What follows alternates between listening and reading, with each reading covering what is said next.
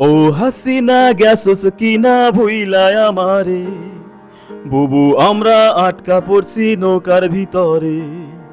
ও হাসিনা গেছস কিনা ভুইলাই আমারে, বুবু আমরা আটকা পড়ছি নৌকার ভিতরে। আমাদের রিমান্ডে নিবে, আমাদের গরম ডিম দিবে, বাংলার জমিনে মোদের বিচার এবার হবে।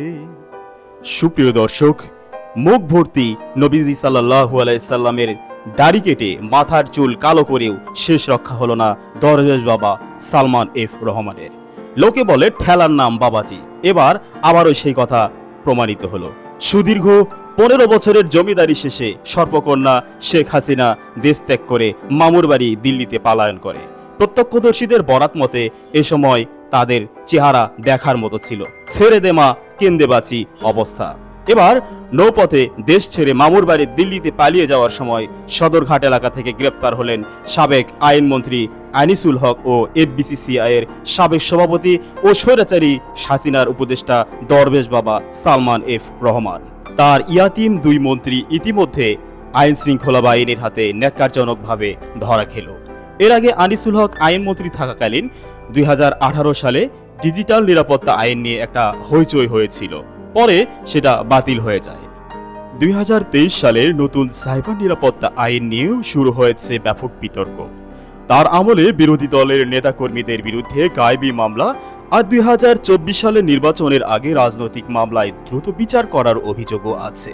তাছাড়া তিনি নানা সময় হাসিনা এবং আওয়ামী লীগের হয়ে নানা রকম গা জ্বালানো বক্তব্য প্রদান করেন।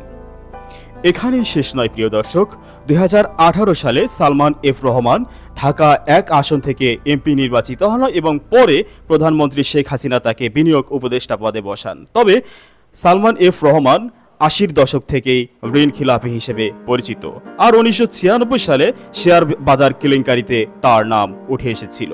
2009 সালে আওয়ামী লীগ ক্ষমতায় আসার পর তার বেক্সিমকো গ্রুপ বিশেষ সুবিধা পেয়ে ঋণ খেলাপি তালিকা থেকে বাদ পড়ে। এজন্যই সাধারণ মানুষ তাকে কখনো দরবেশ বাবা, আবার কখনো শেয়ার বাজার ডাকাত বলেই বেশি চিনে থাকেন। সালমান এফ রহমান মুসলিম সংগঠন আহলে হাদিসের একজন পৃষ্ঠপোষক ছিলেন। তিনি মূলত তার নুরানি চেহারার আড়ালে একজন ধর্ম ব্যবসায়ী এবং বগধার্মিক ছিলেন। কারো কারো মতে তিনি আসলে একটা ধর্মহীন নাস্তিকও হতে পারেন। জীবন রক্ষার তাগিদে জীবনের শেষ মুহূর্তে এসে প্রিয় নবী হযরত মুহাম্মদ সাল্লাল্লাহু আলাইহি ওয়াসাল্লামের দাড়ি মোবারক কাটতেও বিন্দুমাত্র দ্বিধাবোধ করেননি তিনি। শেষ খবর পাওয়া পর্যন্ত শেখ হাসিনা এই দুই কুলাঙ্গার মন্ত্রীকে আজ আদালতে নেওয়া হবে এবং 5 দিনের রিমান্ডে নেওয়া হবে বলে জানায় বাংলাদেশ পুলিশ। এ সময় তাদের জামাই আদর করে দিল্লিকার লাড্ডু উপহার প্রদান করা হবে বলেও জানানো হয়। এছাড়াও এই মুহূর্তে খবর এলো ঢাকার গ্যান্ডারিয়া থেকে ধরা খেল সাবেক স্বরাষ্ট্রমন্ত্রী আসাদুজ্জামান খান কামাল এবং শেখ হাসিনার কল সেন্টার নেতা। জানা গেল তার পরিচয়, তিনি বরগুনা জেলা আওয়ামী লীগের সাধারণ সম্পাদক ও জেলা পরিষদ চেয়ারম্যান মোহাম্মদ জাহাঙ্গীর কবির। গত 12 আগস্ট ওই নেতা নিজ বাড়িতে বসে শেখ হাসিনার সাথে ভিডিও কলে কথা বলার একটি ভিডিও ফেসবুকে ছড়িয়ে পড়ে। সেখানে দেখা যায় উপস্থিত মানুষজন শেখ হাসিনার পক্ষে স্লোগান দিচ্ছেন এবং জাহাঙ্গীর কবির শেখ হাসিনাকে মনে সাহস রাখতে বলছেন। 15 আগস্টে ঘিরে বড় কোনো ষড়যন্ত্রের পরিকল্পনা ছিল, এই অভিযোগে তাকে আটক করা হয় বলে মনে করছেন নেটিজেনরা।